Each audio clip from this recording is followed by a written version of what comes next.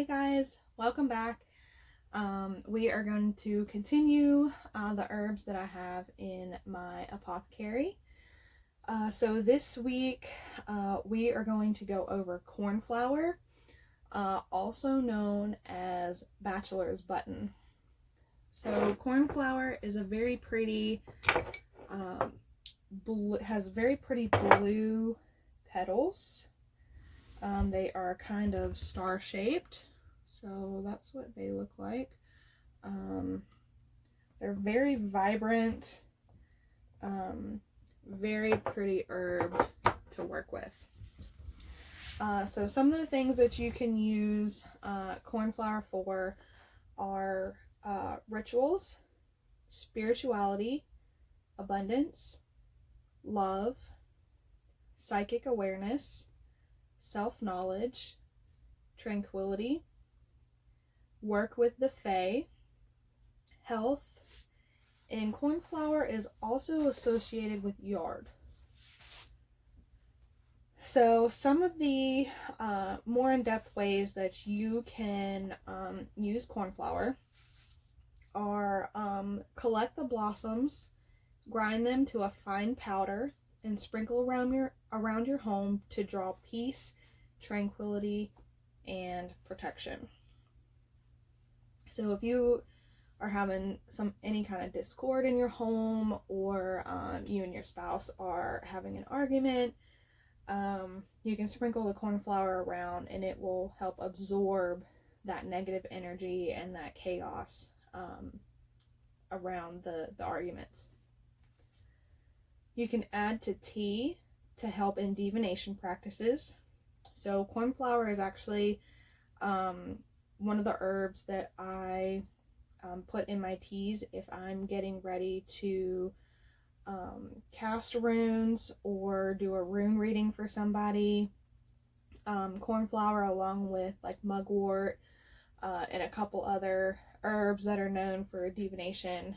I will drink a tea before I, cast those, just to kind of clear my head and to help open up my mind for the reading, whichever I'm doing. You can carry with you to foster the manifestation of wishes. So if you are wishing for something in particular, you can carry the cornflower with you or use it in your wish to make that manifest and come true. Used to bring peace to relationships or in a place that is filled with strife. So like I said before, if you are having an argument with a spouse or a family member, or your kids are driving you crazy because they are arguing, you can also use cornflower to sprinkle in around the home to help absorb that energy. You can dress a tranquility candle with petals for extra power. So if I'm doing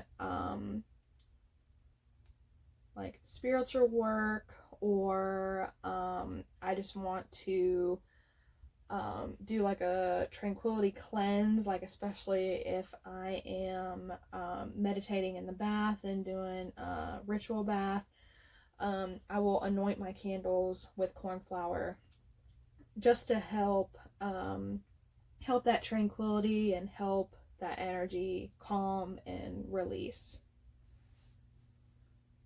Use petals to create handmade ink that you can use in writing ritual spells or in your Galderbrook and vulva rites. So if you have anything that you're writing, in my particular Galderbrook, I have a couple pages where I have made cornflower ink, and I have used the ink in writing particular spells. You can also use it if you need to write names on a piece of paper for a spell work. You can use it. It pretty much is any kind of ink, because that's exactly what it is. And I actually have the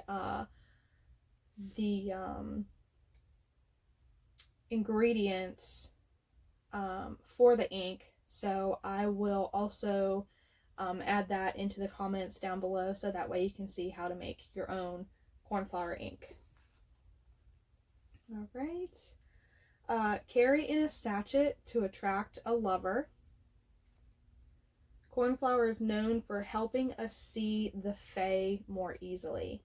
Now, I haven't really used cornflower in this particular way, but I thought it was very interesting and worthy to note because I saw it in a lot of my research about cornflower, that a lot of people use it to connect with the fae, to communicate with the fae. So if any of you guys use it for that particular reason, please comment and let me know or send me a message. I would love to kind of pick your brain a little bit about it if you do. And I just have some more questions about it. So if you use cornflower to help connect with the fae, please let me know because I would love to know more about it. Alright, so let me see.